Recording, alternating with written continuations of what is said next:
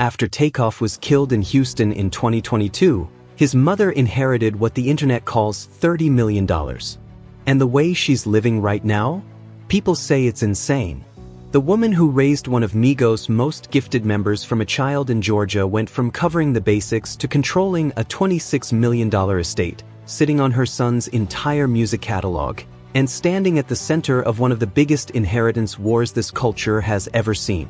But the real story behind that money, behind the lifestyle, behind everything Takeoff left behind is way more complicated and way more dramatic than the headlines make it look. And today we're going all the way in. What's good, fam? Welcome back. Today we're breaking down the full truth about Titania Davenport, what she actually inherited, what her life looks like right now, and why this situation turned into a full-blown legal war that's still being fought in courtrooms as we speak. We're talking the wrongful death settlement, the confidential payout, the bitter fight with Takeoff's father, the jurisdiction battle between Texas and Georgia, and the one legal question that could change everything in September 2026. Stay locked in. This one goes deep. Kirsnick Ball, the world knew him as Takeoff, was born and raised in Lawrenceville, Georgia. His mother, Titania Davenport, raised him largely as a single parent from the time he was a child. That's not just a family story. That's the exact language that later showed up in formal court filings. Titania was the foundation, the constant, the one in the room when Takeoff was figuring out who he was and who he was going to become. She did it without a co-parent, without financial help from the other side. Day after day, year after year, in a household where money was not flowing freely and there was zero guarantee that any of her son's dreams would ever turn into anything real.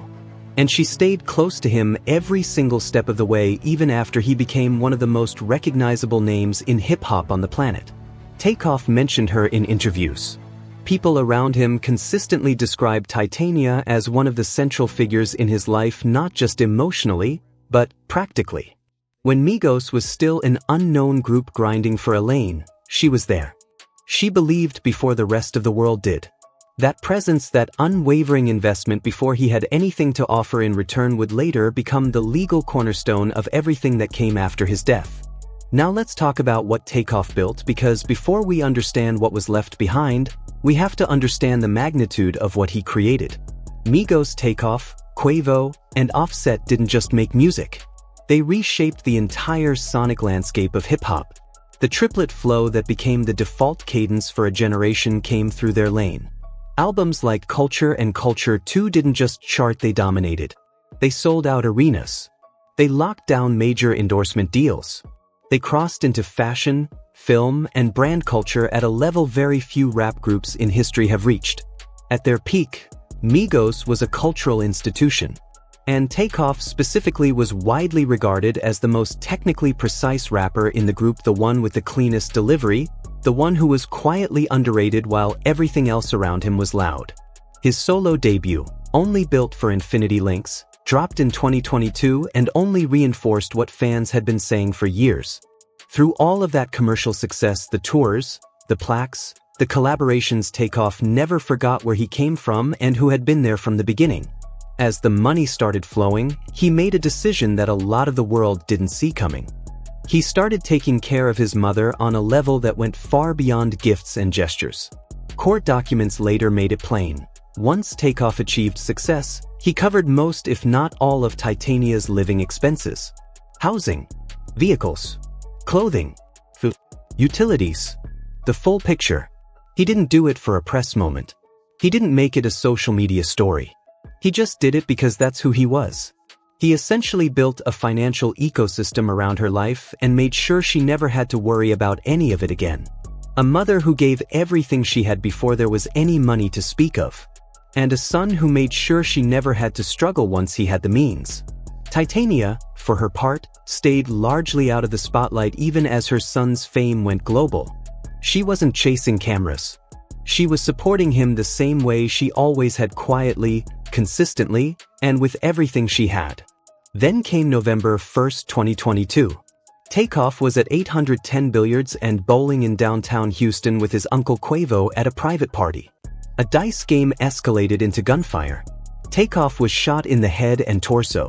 He was 28 years old. 2 other people were wounded. Quavo was uninjured. The shooting sent shockwaves through the culture at a scale very few tragedies have.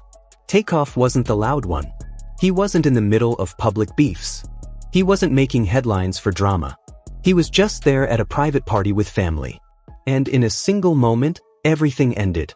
A man named Patrick Xavier Clark was later charged with murder. He's denied the charges and is claiming self-defense. His criminal trial is currently scheduled for November 5, 2026. But the legal fallout that followed extended far beyond the criminal case because there was something nobody had prepared for. Takeoff did not leave a will.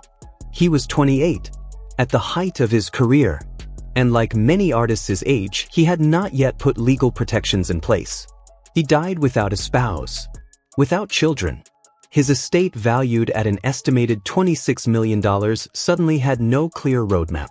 Under Georgia's intestacy laws, the court would have to figure it out. And that process, slow, complicated, and expensive, is still running today. In June 2023, Titania Davenport, acting as both Takeoff's mother and administrator of his estate, filed a negligence lawsuit against 810 Billiards and Bowling. Her team argued the venue operators knew celebrities would be present, knew the location was in a high-crime area, and still failed to put meaningful professional security in place. 2 security guards heard the gunfire that night but never actually saw the shooter. The lawsuit moved through the Texas court system for over 2 years. At the end of 2025, it settled for a confidential sum. Here's the key: the actual settlement amount has never been made public.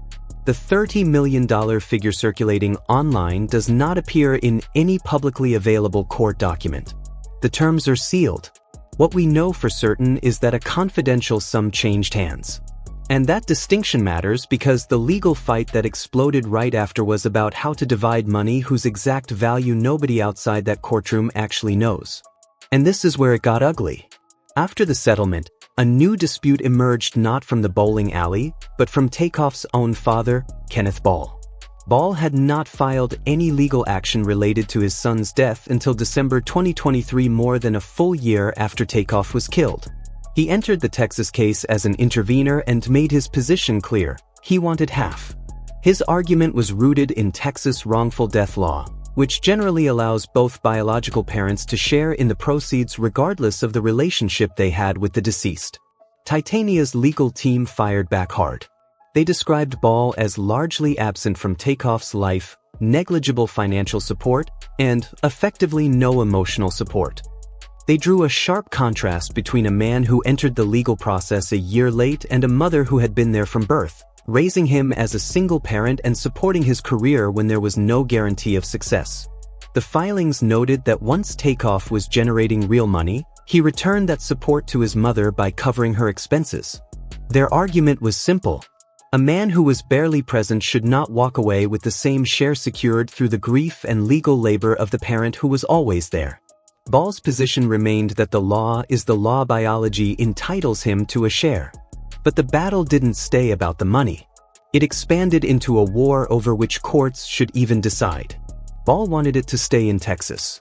Titania's team pushed hard to move everything to Georgia, where both of them live, where nearly every relevant witness lives, and where a probate case for Takeoff's estate was already open in Fulton County. As of July 2026, Titania won a key round. A Georgia probate court agreed to take jurisdiction. A hearing is now scheduled for September 21, 2026. The bowling alley is completely out of the picture. This fight is now strictly between Takeoff's mother and Takeoff's father in a Georgia courtroom. And here's the part most coverage completely missed. Under Georgia law, there's a formal distinction between biological fatherhood and legal fatherhood. Georgia requires a process called legitimation, a court order or other legally recognized step to establish that a father who was never married to the child's mother has full legal standing for inheritance and wrongful death purposes. If Kenneth Ball never went through that process, Georgia courts may not recognize him as a legal parent at all. And if that's the case, it's not just about whether he was absent. It's about whether he legally qualifies to collect anything, period. That question could be what the September hearing ultimately turns on. So what is Titania actually sitting on right now? Takeoff was already covering her housing before he died. That property is now part of the estate she controls as administrator. She had vehicles provided by her son.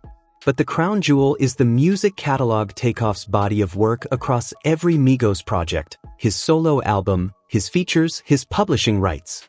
That catalog doesn't depreciate. It compounds.